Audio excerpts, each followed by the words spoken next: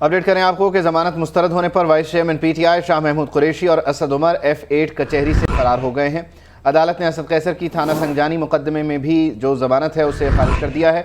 मनाजिर आप अपनी television screen पर देख रहे हैं। F8 कचहरी के बाहर शाह महमूद कुरैशी और असद उमर भागकर अपनी गाड़ियों की तरफ जा रहे हैं, क्योंकि अदालत ने जो उनकी जमानत थी उसे मुस्तरद कर दिया है।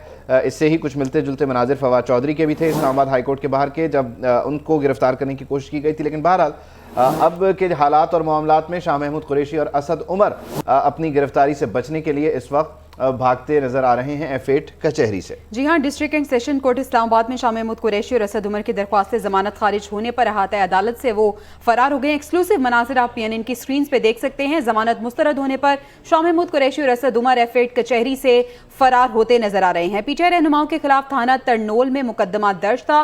एडिशनल सेशन जज ताहिर अब्बास सुप्रा ने दरख्वास्तों पर महफूज फैसला सुनाया।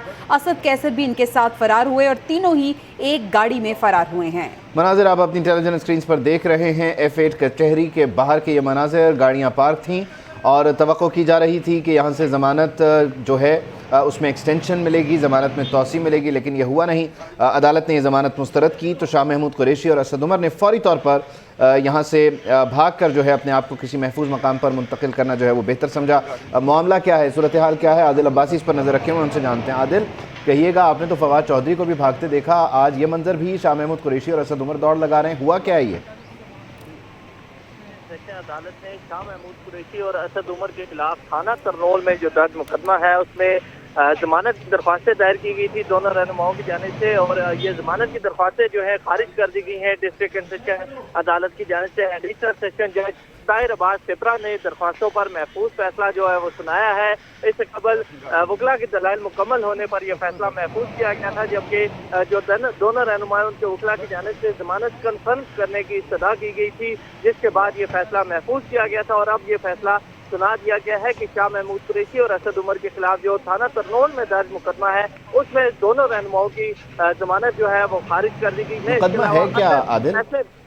जी, मुकदमा क्या है? देखिए, दफा 144 के खिलाफ ये मुकदमा जो है वो दर्ज किया गया था दोनों रहनुमाओं के खिलाफ, और अदालत ने अब दोनों रहनुमाओं की जो जमानत की दरख्वास्तें थी उनको मुस्तरद करते हुए दरख्वास्त जो है वो खारिज कर दी है। इसके अलावा अदालत ने असद कैसर की थाना संगजानी में भी जो मुकदमा दर्ज किया गया था उसमें भी दरख्वास्त जो है दरख्वास्त जमानत वो खारिज कर दी गई है। जैसे ही ये फैसला सुनाया गया उसके बाद शाह महमूद कुरैशी और असद उमर दोनों कचहरी से फौरन फरार हुए और एक ही गाड़ी में बैठ के दोनों रवाना हुए हैं। जैसे ही ये फैसला सुनाया गया असद कैसर जो है वो अदालत में पेश नहीं हुए, जबकि जो शाह महमूद कुरैशी और असद उमर ये दोनों अदालत के रूबरू पेश हुए थे। और फैसला जैसे ही सुनाया गया पुलिस ने भी कोशिश की इनकी गिरफ्तारी की, लेकिन वहां से भागते हुए फौरी जो है एक ही गाड़ी में दोनों जो है सवार हुए और वहां से किसी जो अच्छा आदिल, असद कैसर के बारे में भी कहा जा रहा है कि वो भी इन्हीं के साथ फरार हुए हैं, लाइक तीनों एक गाड़ी में ही मौजूद हैं।